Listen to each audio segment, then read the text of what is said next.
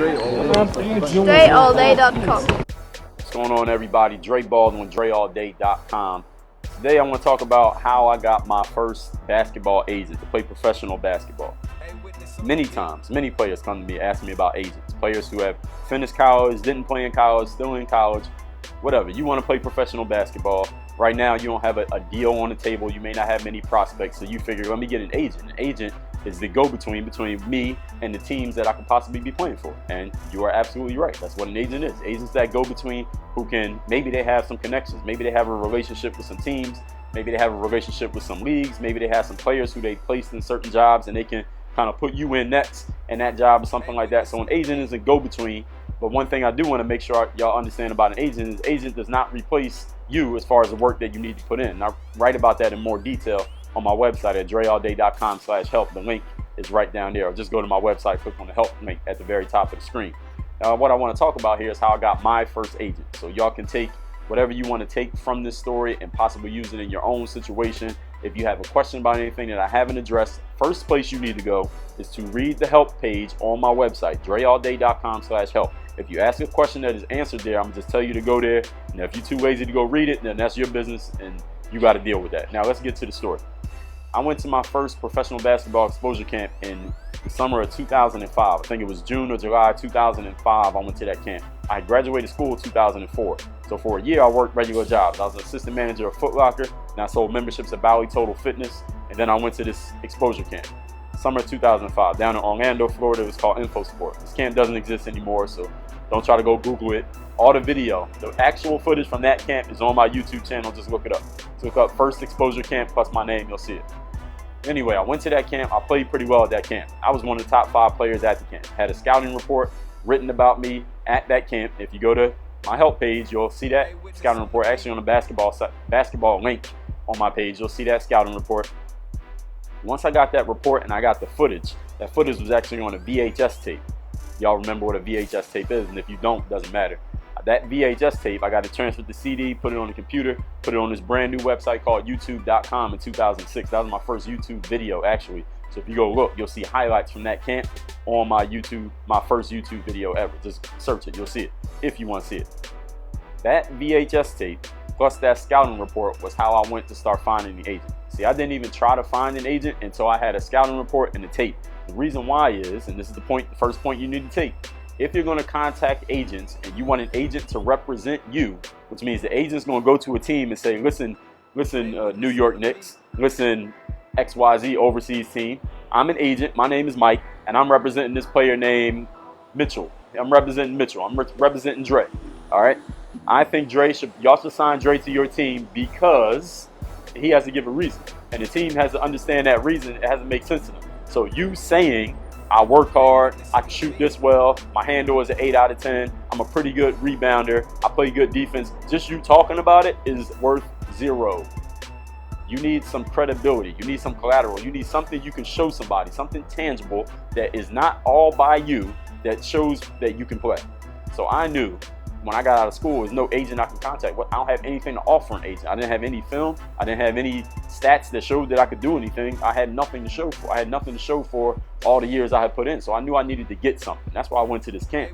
Because one of the things they said at the camp is you're going to get film of your games and you get a scouting report. Those two things made me say, all right, I'm going to go to this camp because I know I can play. So when I play, number one, I'm going to have it on film so I can show it to all the agents and teams. And number two, I'm going to have a scouting report. So it's written and it's on video. And neither one of them is made by me. So nobody can say, well, you just made it to make yourself look good. These is full game films, not the highlights, the full game film and a scouting report written by somebody else. Those are the two golden things that I needed.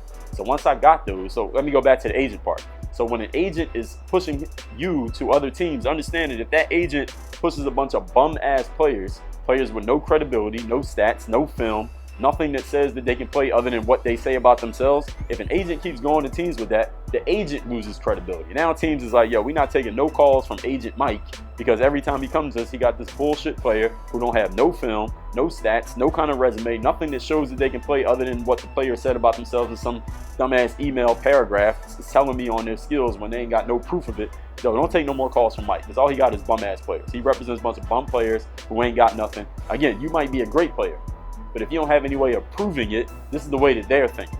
So an agent, so then going back to the agent, an agent is probably not going to represent you unless they have a reason to believe a team is going to look at whatever it is you have to offer and say, okay, this guy's legitimate. Let's take a look at this player. You understand? So an agent needs you to do your job of providing the agent something that they can use to sell you with. I can have the most powerful agent in the world, David Falk, like Michael Jordan's agent. Michael Jordan's agent is not going to take me on unless he knows that I have something that will make him look credible when he presents me to a team. You understand? Now the agent, having a powerful agent, whoever that powerful agent is, has some benefits. The powerful agent may be able to take something weak. You might have a 5-level resume, 5-level video, 5-level scouting report and resume, but if you got an agent who's a 10, he might be able to get you a 7.5 level job. You understand? But the problem is, you got to get that agent who's a 10 to even give you a time of day. You got to get that agent to open your email. Get that agent to even take your call. Why if he's a 10 agent, why would he take a call from a 5 player? Well, he could just get all 10 players. What he even need to talk to you for? He got a roster full of 10 level players. Here are you, a 5 level player. He doesn't need you. Now you might say, well, listen, the agent's a 10. If I'm a 5, it'd be easy for him to get me a job. That's easy money for him. And you would be right. But here's the thing. If an agent has a bunch of 10 level players, why the hell does he even need the money from a 5 level player? He's already getting paid off the 10 level guys. Why would he take his time, which is a limited resource, and put it into getting a job for a 5 level guy when he could just take that same time and go get Kobe Bryant or Stephen Curry a job? Again, I'm not saying this is not a direct, this is an example, okay? I don't even know who their agents are. This is an example. So if an agent has a whole lot of high level players who are at a higher level than where you happen to be right now in your career, they could easily get you a job. You're right. But at the same time, why do they even need to waste the time getting you a job? So this is what I'm telling you all this so you can explain the mindset of an agent when you're reaching out to them. You need to understand what they're thinking, not what you're thinking. I know what you're thinking. Yo, this agent can help me out. All I need is someone to believe in me. This is stuff people say to me. People be emailing me like I'm an agent. Maybe they think I am, but I'm not. They be emailing me like, yo, I just need somebody to believe in me. I know I work hard. You know, I'm trying to feed my family. I'm trying to make this happen. And I know basketball is my life. All the people in my family tell me I should play overseas. Listen, agents no agent want to hear that shit. Nobody want to hear that shit. Even though it might be true. I'm not discrediting your hopes and your dreams. It might all be 100% true. It might only be half the story. Listen, I need something to sell you with, son. I need something to sell you with, young lady. What do you have? Do you have something to sell yourself with? Do you have video of you playing in a full game against some players who at least looks like they can play, and you doing something that shows you can play? Do you have that? If you don't have that, you got to go get it. You need film. This is very important. This is on my website, the web page post. If you want to play overseas or you want to play pro basketball, you need to read this post. Look it up. It's #1 search result on Google. Look it up. Read that post. I talk about this. You need film. If you don't have film, how are you going to sell yourself? How can I believe anything you're telling me in an email if you don't have film proven? How? Even stats. Stats are good. If you played somewhere that's a high level school, I say a D2 or a D1 is high level, I think. In the vernacular of what an overseas team is looking at, first thing they're going to look at, what school you went to. You went to an NCAA Division III, your stats is already watered down no matter how much you could average 30. All right, you averaged 30, but you did it at a D3. Who'd you score 30 against? Now you went to a D1 and you averaged 8. Now they're looking at you a little bit higher because you was at a D1. You averaged 8, but you was playing against the best of the best. Again, you got to think the way that they're thinking. You got to put yourself in their shoes. Not your shoes, their shoes. You understand? So this is the #1 thing I did. Once I got that video, and once I got that scouting report, I reached out. I went on Google and just Googled basketball agents. I reached out to every agent I could find. Every agent. American agents, European, South America, Asia, Australia. Anywhere I could find an agent, I reached out to them, whether it was an email or it was a phone call. Reached out to every single agent, told them who I was, told them what I was doing, told them the vital information like my age, my height, what school I went to. I didn't have any pro experience at the time, but I sold them on this. Listen, I got film of myself playing. I was like, oh, here's the scouting report from this camp I just went to. Recent camp I just went to. Scouting report, link to the scouting report. So the scouting report said good things about me. So now I got their attention. And then I said, listen, if you are interested, let me know your address and I will mail you my film. Physically, USPS post office, mail you my film. I'm talking sending film overseas, mailing film out domestically in the United States, all at my expense. try to get an agent. I sent out a bunch of tapes to a bunch of different people, made copies of the tape, sent it out to a bunch of different people. I got one agent to believe in me. I talked about this in the video called Just One. You only need one person to believe. I don't need every overseas team to want to sign me. I don't need 30 teams to think I'm good. I only need one team to think I'm good. That one team decided that one agent rather, decided that he wanted to bring me in. He brought me in as his client, and he eventually got me my first deal. My first deal was in Lithuania in 2005. You can read about that on my website. And whatever else, actually on my email list. You need to get on my email list at DreAllDay.com/help. Put your email in at the top of the screen and you'll get the emails. The stuff I send out in email is not on my website. It's not in these videos. It's exclusive to the email list. So you make sure you're on that list. So that's how I got my first agent. Everybody understand? So first thing you gotta understand is the way that the agent and the teams are thinking. Who cares? Nobody cares what you think.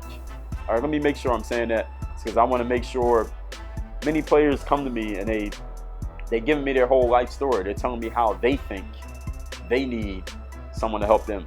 I need somebody to help me out. I need somebody to do this for me. I need somebody to take a chance on me. I need somebody to, possibly put me in the right position so I can do what I want to do for me. I need to get this opportunity for me. They just thinking about me.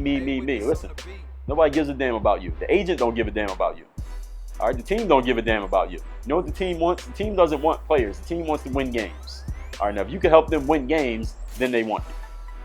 But the only way they're going to even know you can help them win games is to have you on the court in the first place. The only way you're going to get them to the court in the first place is somehow, somewhere, you got to get their attention. The only way you can get their attention is you got to have some credibility and some collateral to offer, i.e. game film.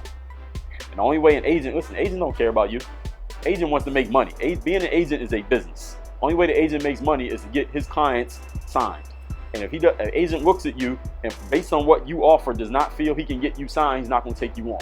And anytime an agent says, well, we got too many clients right now, I can't take on another client. Listen, any agent that tells you they can't take on another client, listen, if Kevin Durant called them and said, I want you to be my agent, I guarantee you they'll find some room for Kevin Durant. And I'm telling you that to tell you this. Having room or having time to take you on is relative. All right, because if they think they can get you a deal and you can help them make money, because being an agent is a business, it's not a charity, they will take you on. So when you got agents telling you they don't have time to take on another client, maybe they're just being polite, maybe they really don't, but I guarantee you if a player 1,000 times better than you came to them, they probably take that deal. Now that's not to say that you don't have game. Again, to understand what I'm saying here, understand the way that they're thinking, not the way that you think. It's not really about you. You might think it's about you, but it ain't about you. Hopefully this opened the eyes of some of y'all out there. This is some premium shit that I'm telling y'all right here. You better value this. All right, my full overseas basketball course was going to cover everything. It's going to be out soon.